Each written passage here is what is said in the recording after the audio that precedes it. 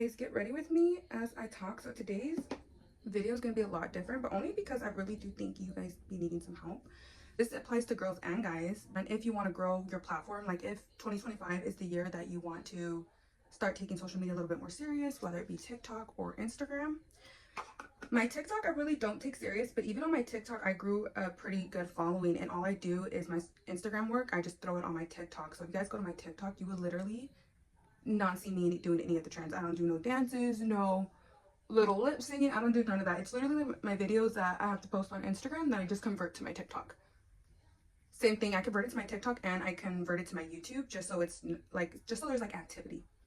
I'll give you guys some do's and don'ts if you want to take content creating a little bit more serious. So tip number one will be, do not have anything on private. Do not go and archive your whole account. Don't do that. Don't go and delete your whole account. Don't go archive your whole account. Don't go ghost on your account. Don't deactivate your account. Don't do none of that. Don't have your account on private. Don't go through moods where you deactivate your account.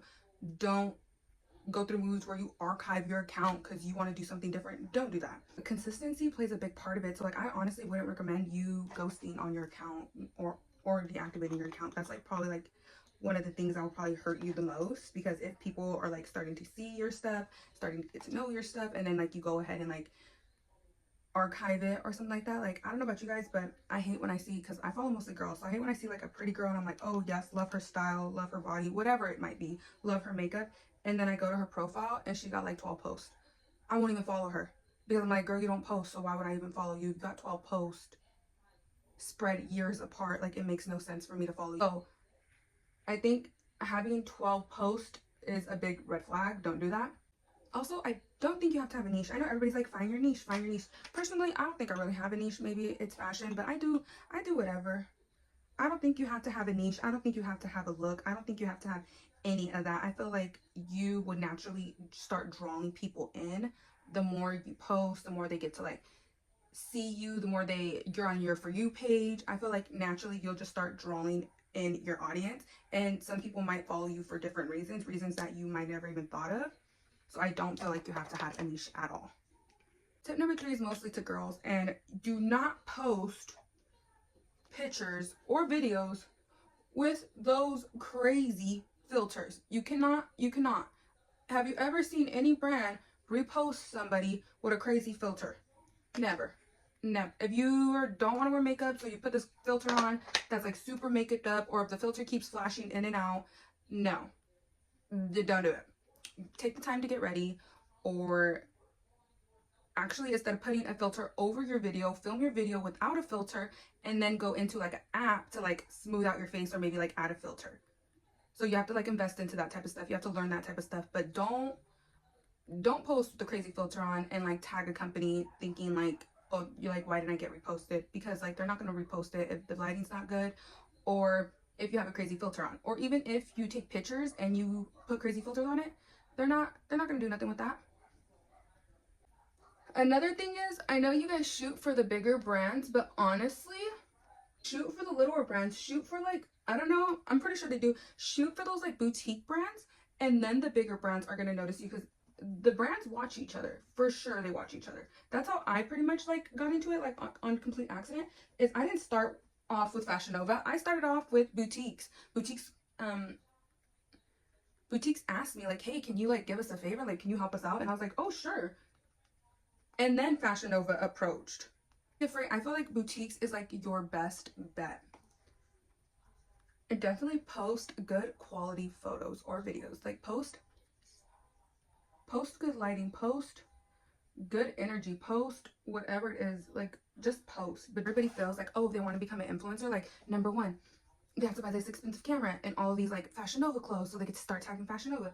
No, start with stuff you already have. If you already shopped at Fashion Nova, start there. Like, use the clothes or the items like you already have, or you've already purchased, or if you purchased it off like the TikTok shop, use that. Like, start there. Start with stuff you already have. Therefore, you're just making a habit out of it, and next time maybe when you go shopping or whatever, or you need something, like, you'll have brands in mind. But don't start by doing all that.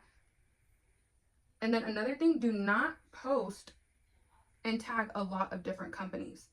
Companies hate that. I'm actually very shy in person. So for me, if you see pictures or videos, if you notice there's never people in my pictures or videos, because like I just simply take pictures by myself, or I'll take videos by myself, and that's just the way like I prefer to do things. But if you're like more comfortable to doing it in public, like by all means. But if you're not, then just start off doing it where like there is no people. You like know a friend that kind of wants to get into it, or you feel like someone kind of wants to get into it, you should suggest like you guys get together and like either take each other's pictures or something like that, so like you guys will both gain and you guys will help each other out in like the long haul. Like I always mention it, and honestly, every time I mention it to somebody, they're always like interested. I don't know if like that just like intrigues everybody a little bit, but every time I mention like, oh, let me take your pictures, or you should let me take your pictures, I've never gotten like no. Maybe from one of my sisters, but when I've always offered to like be like, oh, I'll take your pictures for you, I've always gotten such like a positive response. So I feel like more people should like offer to take people's pictures, because maybe people just don't want to ask. Oh my god.